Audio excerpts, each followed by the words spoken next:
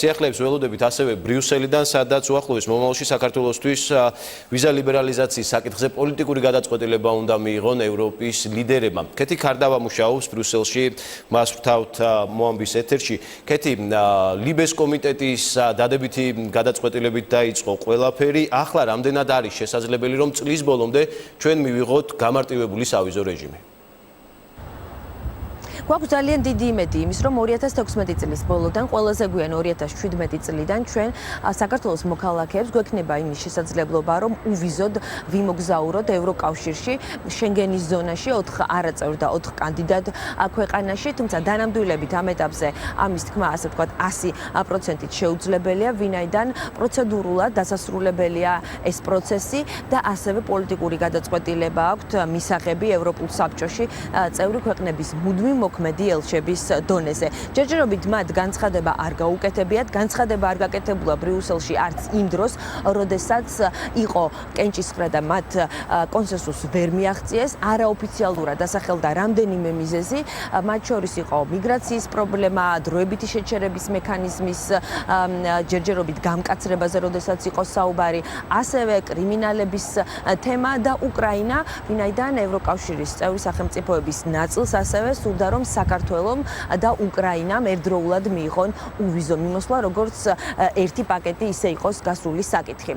2015 წლის დეკემბერში საქართველოს მიერ შესრულებული სამოქმედო გეგმა უმაღლეს დონეზე შეაფასეს აქ, ამ შენობაში, ევროკომისიაში და მაშინ, როდესაც მე რესპონდენტებს ვეკითხებოდი თუ როდის გვექნება იმის შესაძლებლობა, რომ უვიზოთ ვიმოგზაუროთ, მათ დაასახელეს უკანასკნელი ვადა 2016 წლის ზაფხული, ანუ იმ განცხადებების თანახმად ჩვენ ახლა უკვე უნდა შეგვიძლებოდა უვიზოთ გადაადგილება. ის თუ რატომ ვერ მოხდა ასე, ამაზეც არ გაკეთებულა აქ ბრიუსელში კომენტარები, ახლა ამბობენ, რომ შესაძლებელია 2016 წლის ბოლო.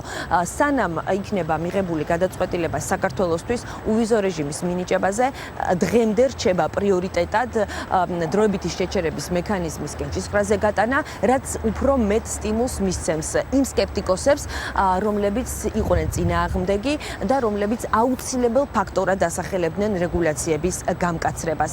ევროპარლამენტში როდის დაინიშნება კენჭისყრა ჯერჯერობით არის ეს უცნობი, სავარაუდოდ ამ კვირაში უკვე გვეცოდინება, თუ პარლამენტი დაუბრუნდა ამ საკითხს და კენჭისყრაც იქნება საქართველოსთვის სასარგებლო, მაშინ უკვე აუცილებელია, რომ დაუყოვნებლივ ამოქმედებაზეც იყოს საუბარი, ვინაიდან დასრულებულად გამოცხადეს პროცედურულად ყველაფერი, რაც საჭიროა, ამას დაემთხვას უკვე პოლიტიკური გადაწყვეტილებაც, რაც უკვე იქნება ჩვენთვის იმის შესაძლებლობა, რომ ვიმოგზაუროთ ვიზების გარეშე ევროკავშირის წევრ სახელმწიფოებში. მას შემდეგ, რაც დასრულდა ლიბეს კომიტეტი და მხარდაჭერა მიიღო საქართველომ, დაიწყო უკვე მსჯელობა იმაზე და მოსაზრებების გამოთქმა, რომ ევროპარლამენტარებმა მოიცალეს საქართველოსთვის, რომ დაუბრუნდნენ ამ საკითხს, რომ საქართველოს თემა და ისევე როგორც უკრაინის თემა არასდროს მეორე პლანზე არ გადასულა და რომ პრობლემების მიუხედავად ევროკავშირში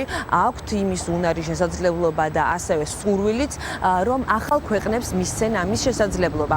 გამოითქვა მოსაზრება და დაიბეჭდა ეს ერთ-ერთ ევროპულ გაზეთში, რომ თუ საქართველოს არ მისცემენ როგორც ერთ-ერთ წამყვან ქვეყანას პარტნიორებს შორის და განსაკუთრებით აღმოსავლეთ პარტნიორებიდან უვიზო მიმოსვლას, მაშინ ეს დააყენებს სანდოობას ორგანიზაციის კითხვის ნიშნის ქვეშ. ერთ-ერთი დეპუტატი, რომელმაც გაავრცელა მისი მოსაზრება, წერს, რომ ეს არის მხოლოდ და მხოლოდ ტექნიკური საკითხი და მისი პოლიტიზირება არ უნდა მოხდეს. ეს არის ის, რითიც სარგებლობს მინიმუმ 58 ქვეყანა. ამიტომ ამ კვირაში გაკეთებულ განცხადებებს ექნება დიდი მნიშვნელობა. საქართველოს საგარეო საქმეთა მინისტრი სამშაბათს სტრასბურგში ევროკომისართან იოჰანეს ჰანთანაც გამართავს შეხვედრას და საქართველოზე დანიშნულ მომხსენებელთანაც და ჩვენ უფრო მეც გავიგებთ ამ საკითხთან დაკავშირებით.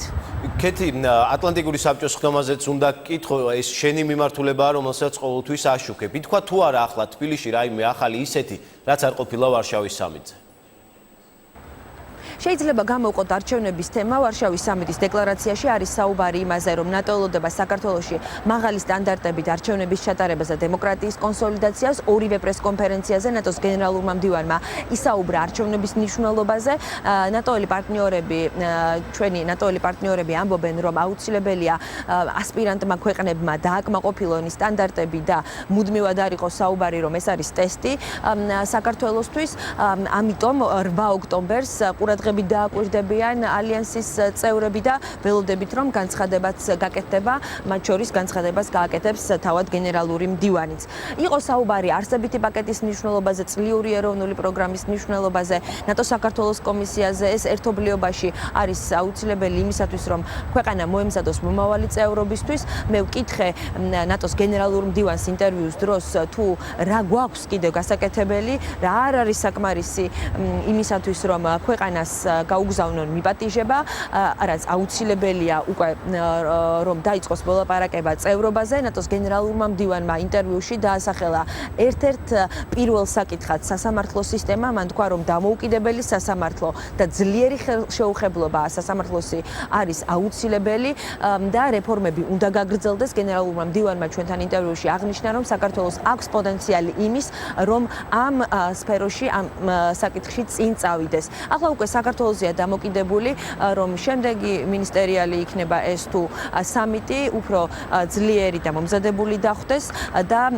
პარტნიორებსაც უფრო ნაკლები კითხვები ჰქონდეთ სასამართლო სისტემასთან დაკავშირებით. რაც შეეხება მომავალ სამიტს, მომავალი სამიტი, რომელსაც ბრიუსელი უმასპინძლებს, არ იქნება გაფართოების სამიტი. ნატოს გენერალურმა მდივანმა აღნიშნა, რომ ეს პერიოდი საქართველოს უნდა გამოიყენოს მოსამზადებლად რეფორმების ბოლომდე მისაყვანად და ნატოელი პარტნიორები ჩვენი ამბობენ, რომ აუცილებლად დადგება ის დრო, როდესაც წევრი ქვეყნები იქნებიან მზად პოლიტიკური გადაწყვეტილების მისაღებად და იმისათვის, რომ საქართველოს გახდეს ახალი წევრი ორგანიზაციის. ჩვენ ველოდებით ასევე ოქტომბერში მინისტერიალს, თავდაცვის მინისტერიალი შედგება ბრიუსელში და ნატოს წევრმა ქვეყნებმა პირველად ვარშავის სამიტის შემდეგ უნდა იმსჯელონ შავი ზღვის რეგიონის უსაფრთხოებაზე და ამ სამიტის მინისტერიალის დასრულების შემდეგ უკვე იქნება ჩამოყალიბებული გეგმა და უფრო ნათელი იქნება ხედვაც თუ რა როლი დაეკისრება საქართველოს. მადლობა, ეს ქეთი ქარდავა იყო.